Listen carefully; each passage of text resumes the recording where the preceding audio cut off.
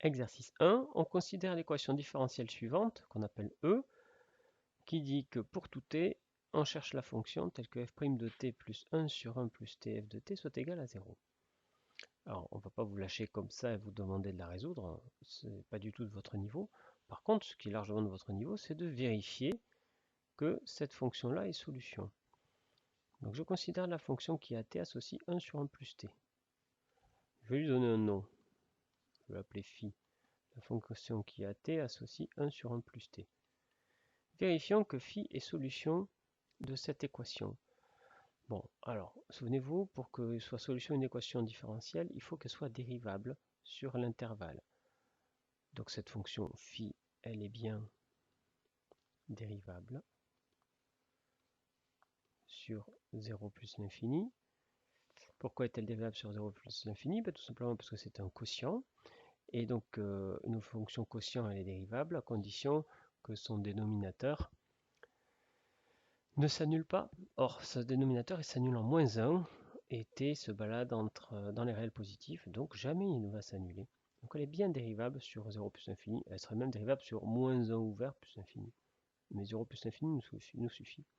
Bien, alors maintenant, il faut calculer la dérivée de t, de phi, pardon. Alors phi' de t c'est quoi? Donc là on a un truc de la forme 1 sur u. Hein, phi c'est de la forme 1 sur u et la dérivée de 1 sur u c'est moins u' sur u carré. Bon, allons-y, ici u c'est 1 plus t. Donc j'ai moins, la dérivée de 1 plus t c'est 1 sur u carré 1 plus t au carré. Donc voilà ce que vaut phi'. Maintenant je dois remplacer, là-dedans il faut que ça marche. Alors qu'est-ce que ça vaut? Phi' de t plus 1 sur 1 plus t phi de t. Je ne peux pas mettre que ça vaut 0 parce que c'est justement ce que je dois vérifier. Alors phi' de t, on vient de voir que ça valait moins 1 sur 1 plus t carré. Plus 1 sur 1 plus t, ça c'est lui, et phi c'est égal à 1 sur 1 plus t. C'est donc égal à 1 sur 1 plus t au carré. Mais ça, avec ce moins, c'est bien la même chose, donc ça fait bien 0. Et ça c'est bien égal à 0 pour tout t. Donc, phi est solution de l'équation différentielle E. Est-ce qu'on a trouvé toutes les solutions de cette équation différentielle? Bien sûr que non.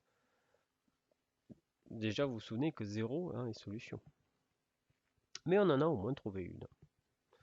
Question suivante. Trouver d'autres solutions semblables à celle-ci. Alors, donc on a déjà 0. Qu'est-ce qu'on pourrait trouver comme autre fonction semblable à phi et qui sont également solutions?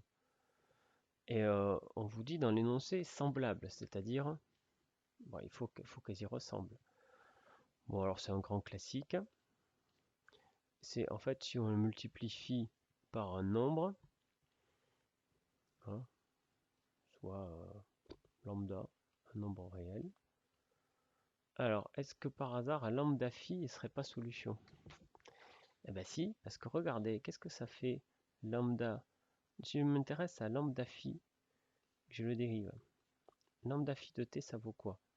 Eh bien, la dérivée sur lambda, ça ne change rien. Donc je vais retrouver la dérivée juste avec un lambda devant. Et phi de t, il y aura aussi un lambda. C'est-à-dire que quand je vais vérifier cette équation-là, en fait, je fais des calculs, mais j'ai même pas besoin de faire les calculs, regardez. Si je mets juste le lambda phi, c'est bien lambda phi' de t. Lambda phi, il y a lambda qui vient là. Donc vous voyez ce qui se passe. Tout à l'heure, c'était 1 sur 1 plus t carré moins 1 sur 1 plus t carré qui s'est simplifié. Là, il y a juste un lambda ici, mais ça change absolument rien. Ça ne change pas le 0. Donc en fait, on remarque que lambda phi est solution pour tout lambda réel. Donc en fait, dès qu'on a trouvé une solution, on n'en trouve pas qu'une, on trouve toute une classe de solutions, toutes les fonctions qui sont égales à cette fonction phi multipliée par une constante. Positive ou négative, d'ailleurs, ça ne change absolument rien, une constante réelle. Donc on a une infinité de solutions, toute une classe de fonctions. Fin de cet exercice.